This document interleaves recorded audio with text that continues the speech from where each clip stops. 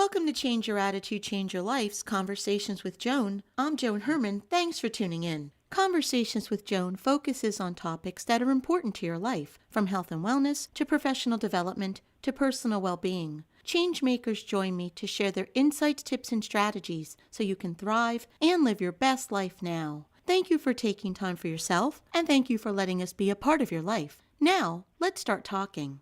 Have you ever met someone who overcame self-doubt and turned their challenges into opportunities? Building mental strength is a lot like building physical strength. You need good habits. According to today's guest, Amy Morin, when you give up the things that are holding you back, you can accomplish incredible feats. Amy is here today to discuss strategies women can use in order to exercise mental and emotional strength.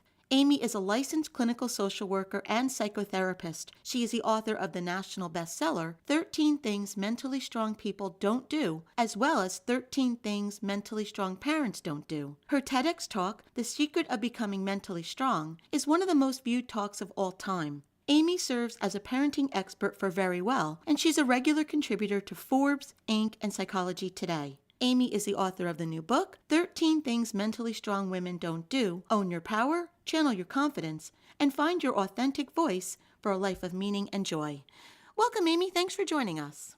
Well, thanks so much for having me. So, Amy, women are finding the confidence and the courage to speak out on critical issues today. You wrote a book, 13 Things Mentally Strong Women Don't Do.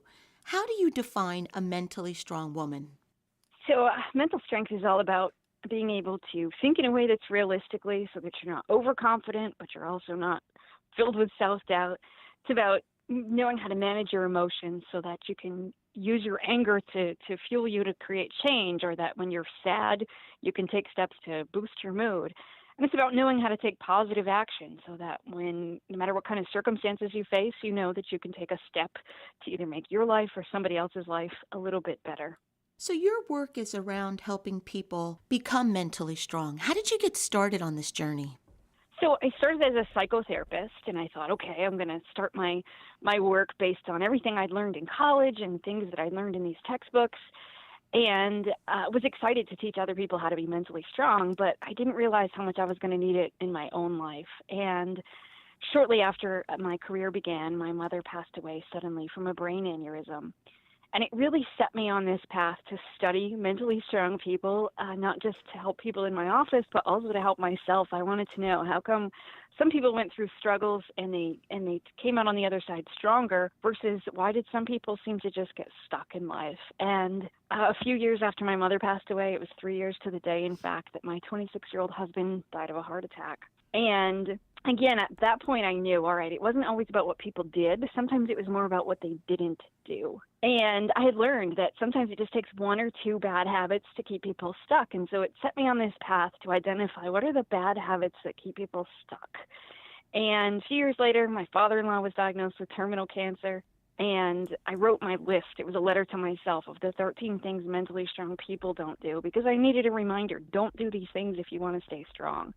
And then I published my letter online, hoping it might help somebody else, and it went viral. 15 million people read it, and it changed the course of my career. Ever since then, I've been writing and speaking about mental strength and how to give up the bad habits that we all engage in sometimes so that we can make all of our good habits much more effective. You know, everything that you just described, your life is very similar to mine. 10 years ago, in a period of 6 months, my 23-year marriage ended. My mother died, and then 6 months later, my sister died. On top of that, one of my best friends passed away from a brain tumor. She had brain cancer. And this was in such a short period of my life. And so many people have said to me over the course of the past 10 years, you're so brave, you're so strong, how did you do this? And I've always been fascinated because I have no idea. I know any one of those things could knock someone really, down for quite a long period of time. And I survived all of them, at one time. So I'm interested in learning more about this conversation because I've always wondered, what was it that enabled me to move forward and do this work from that? Not only did I survive, I thrived and my life changed. So this is really a fascinating conversation that I'm excited about. Right. I just, sorry that you went through all of that as well. And I think it's one of those things, sometimes you don't know how strong you are until you have to be. Mm-hmm. And then when you get through it and you kind of look back and you think, well, how did I do it? How come I'm not, stuck in a self-pity? How come I'm not somebody who ended up feeling like the world's a terrible, horrible place? I'm not bitter and angry. And I bet you could identify plenty of things that you didn't do that other people who do get stuck tend to engage in. And I saw it in my therapy office on a regular basis, people who just did one or two small things. Sometimes it was about identifying, hey, just don't do that anymore. And I promise you, then all of those other good things you're doing will be much more effective. Can we talk about a few of these things that are not the best practices if you want to be mentally strong? What are some of the things we should avoid doing? So I guess one of them would be, a big one is to not see vulnerability as a weakness. And for women in particular, sometimes we tend to think that we need to put on our game face at all times and to try to look like we're tough. And there's a big difference between being strong and being tough. Being tough is about trying to appear as though you don't have any problems, that pain doesn't bother you, and that no matter what, you're going to keep going. Whereas being strong sometimes means asking for help. It means admitting you don't have all the answers. It's about really connecting with people and saying to somebody, my feelings are hurt, or I'm sorry, or here's something I'm struggling with. And it takes a lot of strength and courage to be able to do that. But it's key to getting the social support, to reaching out to people who can help you, and to know that you don't have to go it alone.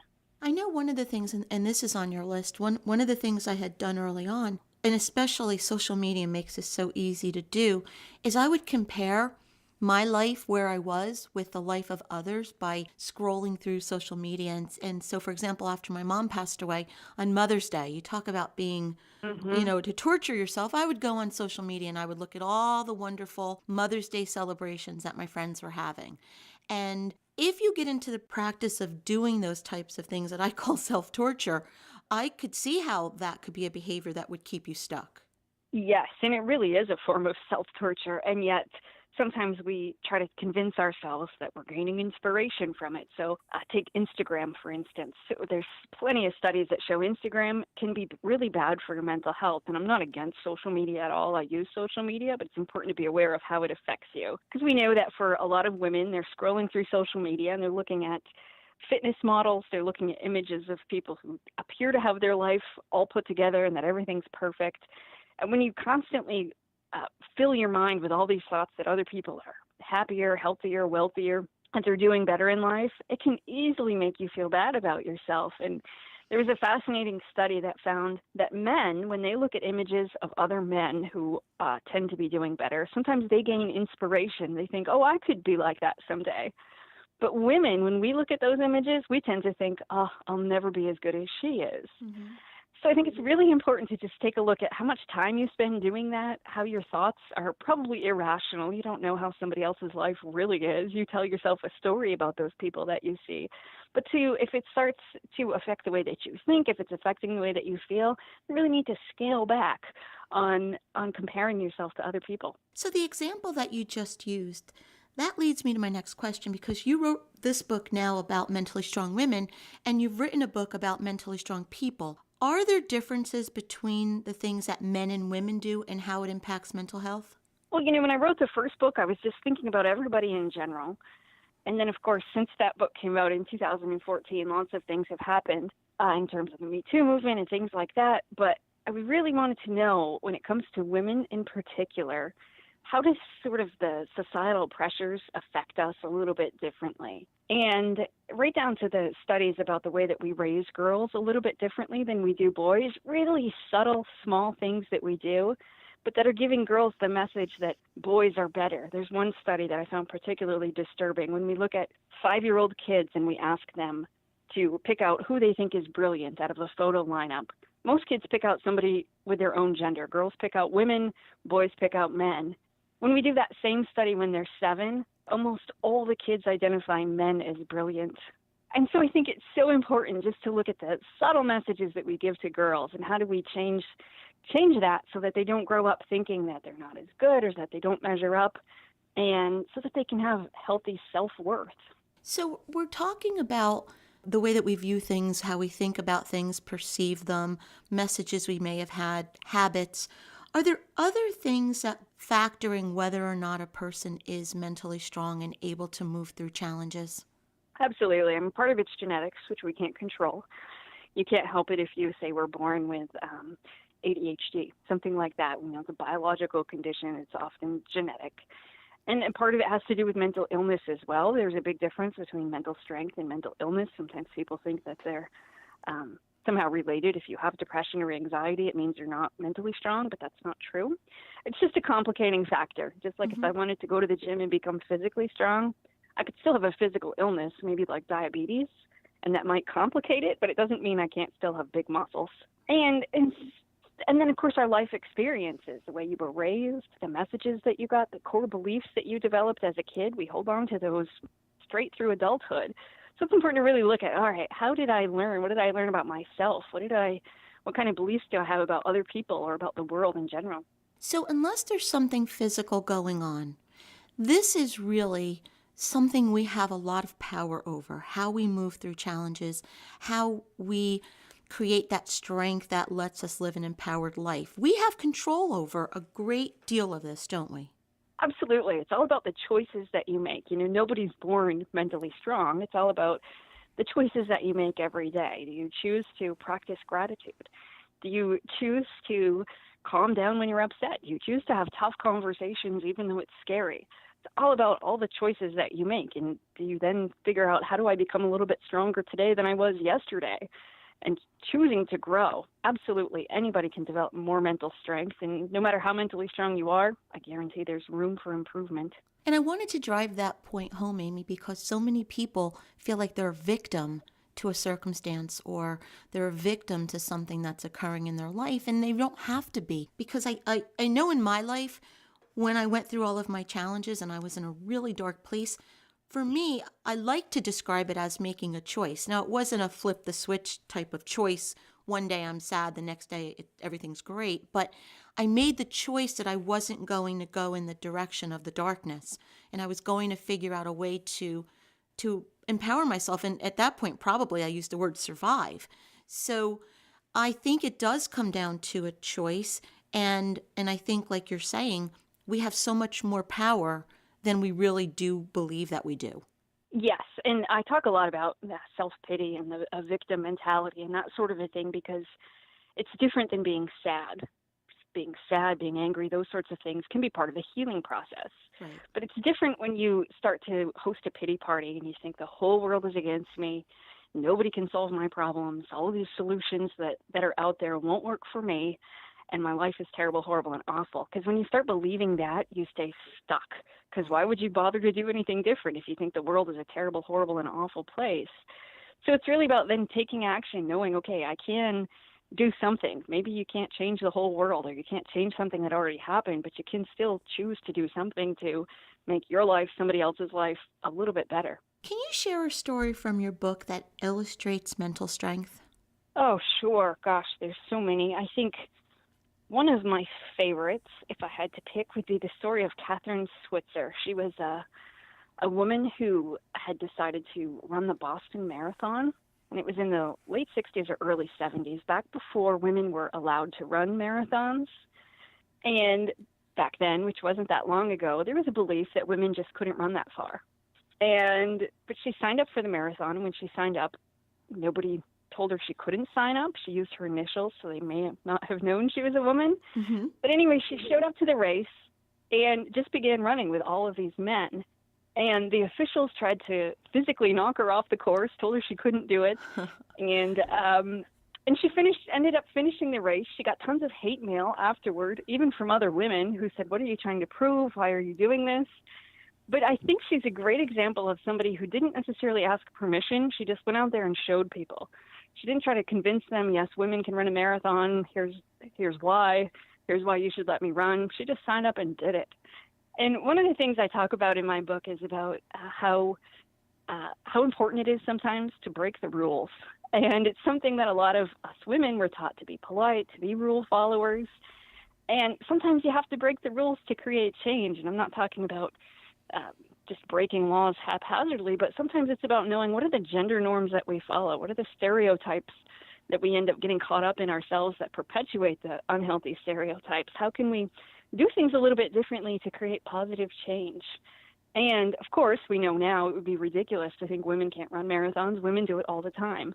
but she was a trailblazer. She was a pioneer who said, I'm just going to go do this and show that women absolutely can run 26 miles. If you could offer someone one tip that could help them develop self-confidence, what would it be? I think it's about embracing a little bit of self-doubt. Because a lot of people think, ooh, if I'm a little bit doubtful, I shouldn't try this. Or if I'm not 100% confident, I have no business being here. We look around at other people and think, gosh, they all look really confident. They know what they're doing. I'm the only one who doesn't. But the truth is, we all have a little bit of self-doubt. Even if people look like they're 100% confident, they probably aren't. And knowing that self-doubt can actually improve your performance. When we do studies on people and we say, how are you going to do on this test? People that say, I'm going to ace it, tend to actually perform worse than people who say, I'm not really sure if I'm going to pass the test or not. People who have a little bit of self-doubt tend to study harder.